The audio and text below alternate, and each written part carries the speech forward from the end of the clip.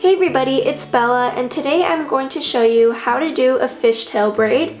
And this is a super simple braid that I would recommend for beginners who want to try out something a little bit more exciting than a regular braid. My first tip for beginners is to always get rid of all the tangles in your doll's hair before you start. This is so important because when you're braiding the hair, you're taking little sections, and if there's knots in it, it's just going to be a mess and the hairstyle is just going to look really sloppy. So don't forget to brush out your doll's hair. If this is your first time trying out a fishtail braid or you're having some trouble with it, I would recommend just taking a small section of hair because it's a little overwhelming to work with all of her hair. So I'm just going to section off a piece of hair that I want to work with, and with the extra hair I'm just going to tie it out of the way so I don't even have to think about it.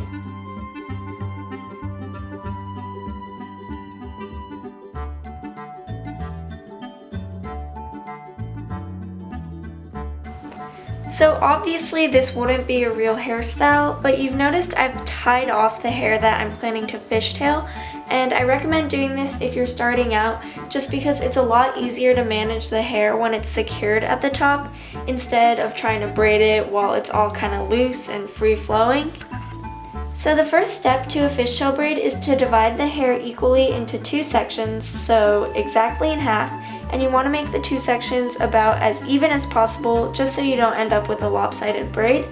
And then this is not part of the hairstyle, but I'm going to clip one section out of the way for now just because I want to explain something with this section.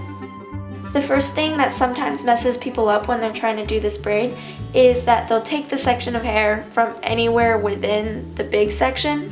So you have two big sections, and what you want to do is grab the section of hair from the outside, like right here. A lot of times people will take the section from the inside or from underneath or in the middle, and you always want to grab a section of hair from the outside. So what I'm going to do is grab a small section of hair from the outside, and I'm just twisting it just so you can see it better, but I'm taking it and I'm going to cross it over to make it join this side. And when you cross it over, you can try and make it so that it joins into the inside of the section. And then I'm just going to repeat that over and over, and that's basically it. It's actually super simple. So again, I'm taking a section from the outside and I'm crossing it over and making it meet on the inside of this section.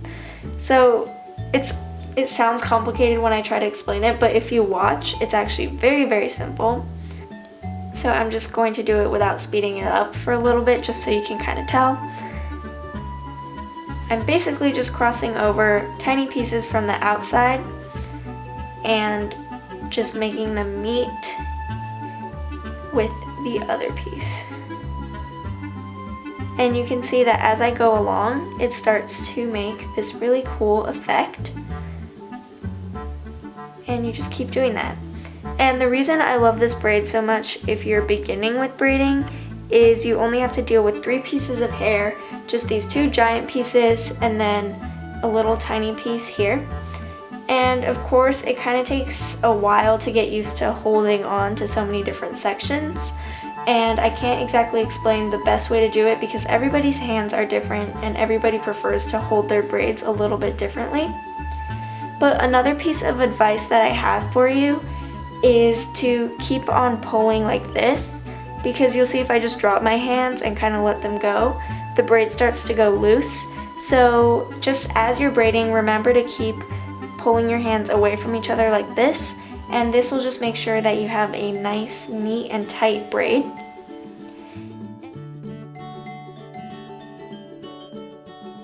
And another piece of advice is to try and make all the sections roughly the same size, because sometimes I'll accidentally grab a really big piece and then the braid starts to go a little bit lopsided, and obviously we don't want that.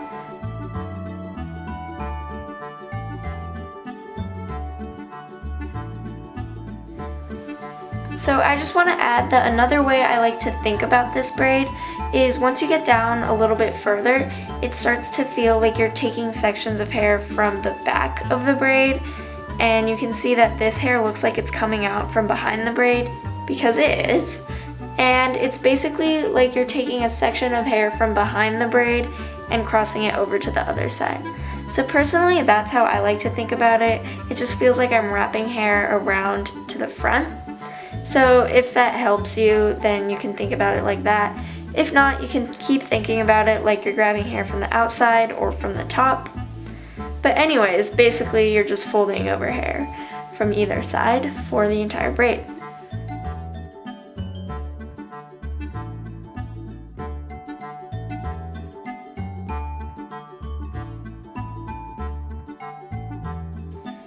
Okay, so my final tip for a fishtail braid is a little bit different from what a lot of people do. And the thing is, once you get to the end, you have these two very distinctly separate pieces of hair.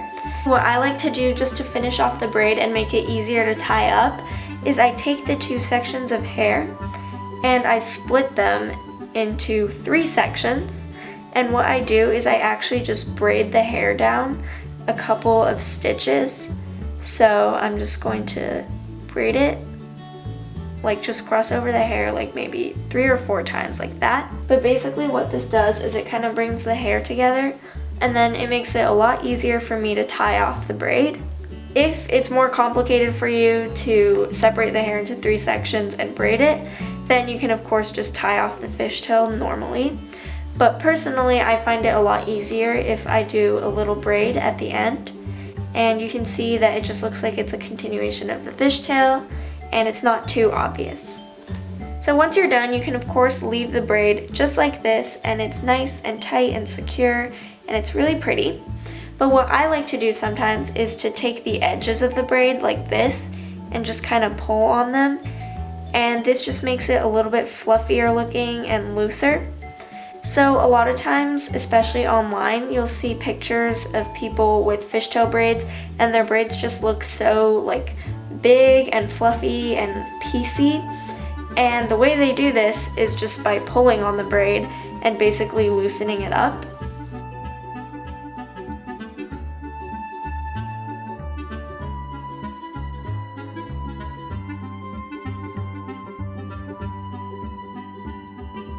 So here's what the braid looks like now that it's all pulled out, and here's just a before and after.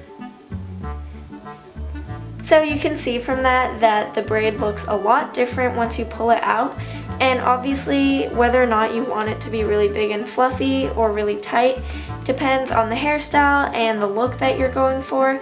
But that's just, you know, a little tip, because I remember when I first started doing fishtails, I was super confused why my fishtails did not look like this, and all you have to do is pull it out. There's not really any other technique to it. So that was my braiding basics video on how to do a fishtail braid. I really hope this was helpful, and I'll try and put all of the tips that I said in the video into the description, just so that you can come back and look at the tips if the braid just isn't working out for you.